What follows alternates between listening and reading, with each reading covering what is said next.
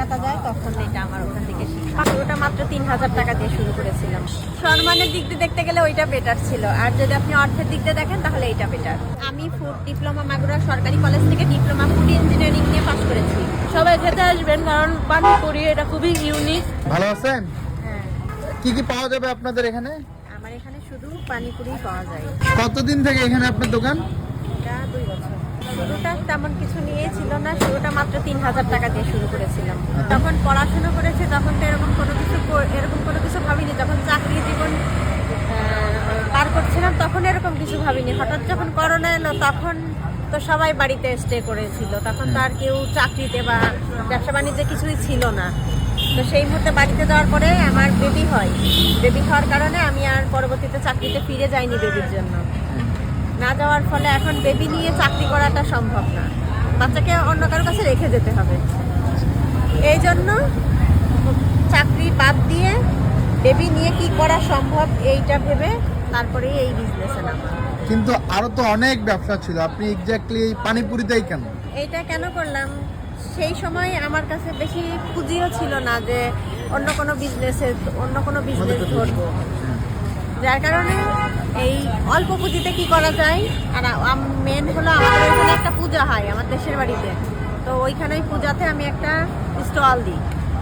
Stall দিলে তো সেই স্টলে ভালো রেসপন্স পাই, যে সবাই প্লেট ফুচকা বিক্রি করে, কেউ তো একটা বিক্রি করে না। আর আমি একটা বিক্রি করব, আমার উদ্দেশ্য ছিল যে আমার সেলটা বেশি হোক। কেউ শখ করে হলেও 1 পিস ফুচকা দিয়ে খাবে, দেন, এর মধ্যে দিয়ে দিতে পারেন। 1 পিস ফুচকা খাবে কেউ শখ করে হলেও। কিন্তু প্লেট নিয়ে খাওয়া এটা তো সবার জন্য সম্ভব না, সবাই ইচ্ছা করলেও খায় না। এই সমস্ত ভাবনা ভেবে আমি এইটার দোকান দিয়েছিলাম। ব্যাপারটা বাচ্চা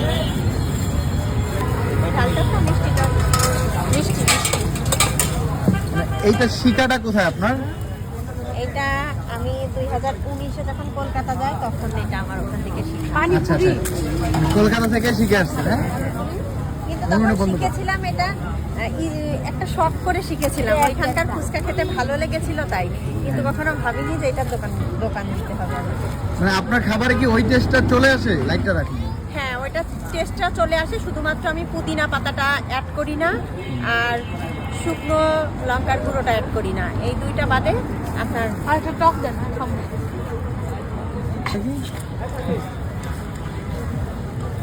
মজা। যারা দুধ থেকে খেতে আসবে, যদি কেউ দুধ থেকে খেতে আসে, ফুচকা থেকে কি ভালো? সবাই খেতে আসবেন, কারণ পানিপুরি এটা খুবই ইউনিক। আর একটা করে পানিগুলোও খুব টেস্ট, অনেক আলাদা। Thank you. সবসময় দেখলাম ঢেকে রাখা থাকে। হ্যাঁ, সবসময় ঢাকা থাকে এটা। হ্যাঁ, এটা যখন কাস্টমার আসবে শুধু তখনই ওপেন। আপনি আরো পানি বানাতে পারেন তো। না, এখন কয় টাইপের পানি পাওয়া যাবে আপনার? আমার এটা দুইটাই, প্রথম দেখেও দুইটা, একটা ঝাল একটা মিষ্টি। এটাতে কি কি আছে? এটা হলো ঝাল টক, এটার মধ্যে লেবু আছে, বোম্বাই মরিচ আছে, মেইন তেঁতুল। আর এইটা?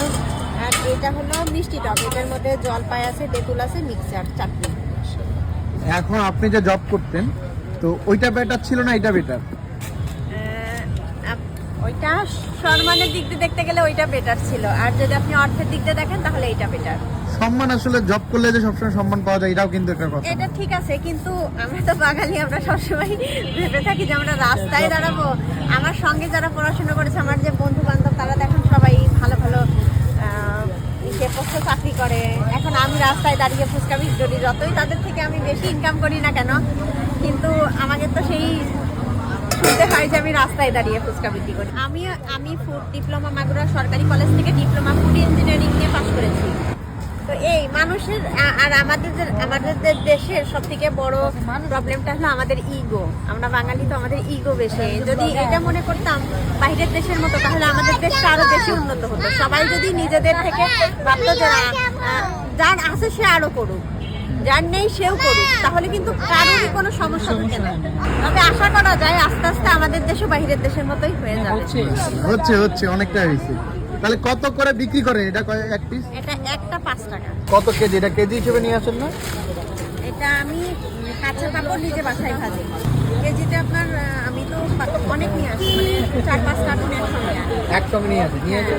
একটা কার্টুনে 25 কেজি করে থাকে, আমি 4-5টা কার্টুন একসঙ্গে আনি, কারণ এখান থেকে আপনার ওই খুচরা নিলে ওটা আমার পোষায় না।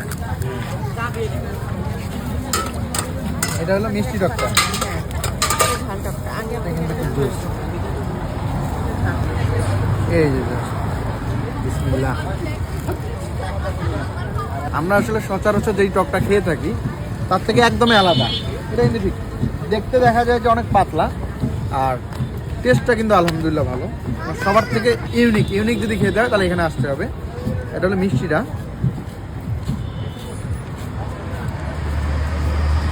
আমার যেটা মনে হয় যারা রিপিট আসে তারা শুধু এটা টকটার জন্যই আসে, এটা ঠিক না?